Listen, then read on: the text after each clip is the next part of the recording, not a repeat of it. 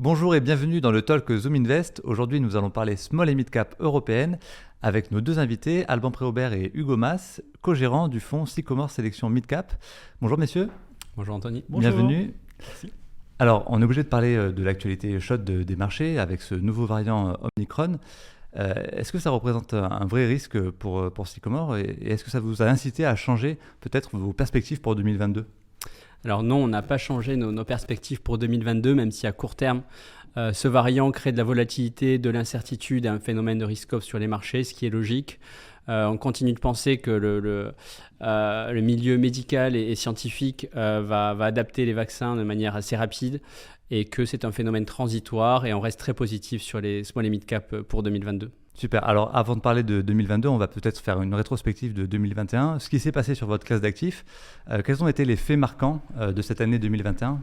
Est-ce que vous pouvez faire un premier bilan de cette année ? Bien sûr, la performance a été donc assez bonne, voire très bonne sur les marchés financiers, y compris sur les petites et moyennes valeurs, avec des progressions de 15 à 20% en fonction des différents indices petites et moyennes valeurs. Donc voilà, c'est satisfaisant. Ça s'explique évidemment par la forte reprise économique en sortie de pandémie. On l'espère, cette sortie de pandémie. Mais voilà, c'est vrai que l'année a été quand même assez dynamique pour les entreprises qui ont pu afficher une belle progression des résultats, qui ont une demande très soutenue. Donc voilà, la performance a été vraiment dynamique pour la classe d'actifs. Et ce qu'on peut noter d'ailleurs, c'est que la performance des petites et moyennes valeurs n'a pas été nécessairement supérieure à celle des large caps, des grosses capitalisations, ce qui est assez paradoxal puisqu'on sait que de manière historique, les petites et moyennes valeurs ont tendance à surperformer de manière structurelle les large caps. C'est assez logique. Et finalement, cette surperformance, ça fait même plusieurs années, depuis 2018, qu'elle ne s'est pas vraiment matérialisée. Et ça explique aussi notre confiance, notre conviction que ce potentiel de rattrapage de la surperformance, il est significatif pour les petites et moyennes valeurs. Et donc, on est confiant sur la dynamique pour 2022. Et votre fonds s'est aussi bien comporté que les indices, voire mieux ? Alors mieux, en fait, on a repositionné le fonds depuis août 2020, au moment où on l'a réinternalisé et où on l'a réaligné sur le processus d'investissement de Sycomore, et également au moment où on l'a labellisé. Donc, on a eu un gros travail de réallocation avec Alban qu'on a fait à ce moment-là.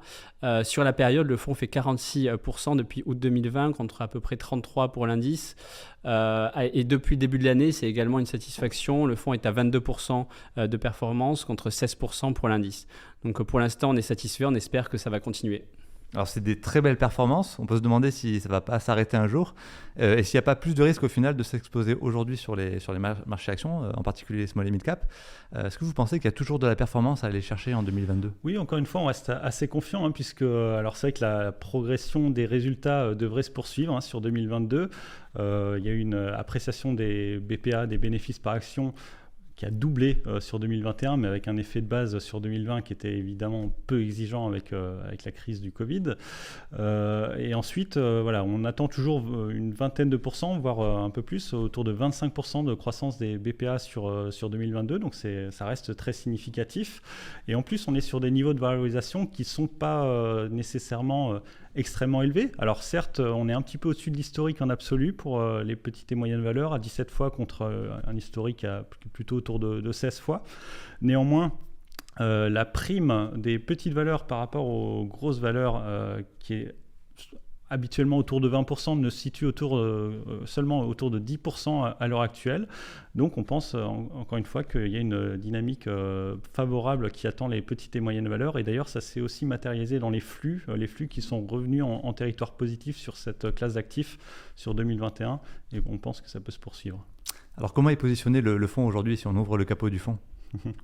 Alors donc effectivement, on a réaligné le portefeuille avec notre process d'investissement multithématique, ce qui veut dire qu'on va réaliser donc une analyse poussée sur chacune des valeurs de notre univers d'investissement au travers de notre modèle d'analyse fondamentale SPICE, et ça va nous amener à investir dans 4 types de sociétés. Donc les leaders ESG, les leaders SPICE, ce qu'on appelle donc des sociétés qui ont des pratiques très avancées en termes de RSE, de développement durable. On est également investi sur les sociétés qui ont une contribution favorable durable sur la transition écologique et énergétique au travers d'une métrique interne qui s'appelle la NEC, Net Environmental Contribution. Voilà, on est vraiment convaincu que les sociétés bien positionnées sur les enjeux de la transition écologique et énergétique auront tendance à bénéficier des plans de relance verte, etc. et donc auront des belles trajectoires de croissance dans les trimestres et années à venir, mais même décennies à venir, puisqu'il y a une vraie tendance. Idem sur les grands enjeux sociétaux, donc la santé, l'éducation, la cybersécurité, etc. Et dernière poche d'investissement, c'est les valeurs en transformation SPICE, donc des sociétés qui ne sont pas nécessairement très avancées à ce jour sur leurs pratiques RSE, mais qui sont vraiment dans une démarche d'amélioration, et on essaye d'accompagner cette démarche d'amélioration, notamment au travers de l'engagement. En termes de résultantes de portefeuille, ce que ça donne, c'est un fonds mid-cap, donc forcément sur des sociétés de capitalisation entre 1 et 7 milliards. Un fonds positionné essentiellement sur la zone euro, mais aussi sur des pays nordiques et sur la Suisse. Et en termes de thématiques, là où on est le plus représenté, ça va être le digital. Ça va être la transition énergétique, la bonne gestion des ressources et également la santé. Et à noter également qu'en termes de différenciation, on est un fonds qui est positionné sur l'article 9 de la classification SFDR, ce qui est assez rare pour un fonds mid-cap, donc qui souligne vraiment notre position et notre volonté d'avoir des objectifs de développement durable assez forts au niveau du fonds. Alors pour finir cette interview, il nous reste un petit peu plus de 30 secondes. Alors je sais que vous avez beaucoup de valeurs en portefeuille, vous les aimez toutes, mais s'il fallait en choisir une là, pour la mettre en avant, laquelle, et pour illustrer ce que contient le fonds, laquelle vous prendriez en exemple ? Alors, je pense que CESA représente bien ce qu'on peut avoir en portefeuille.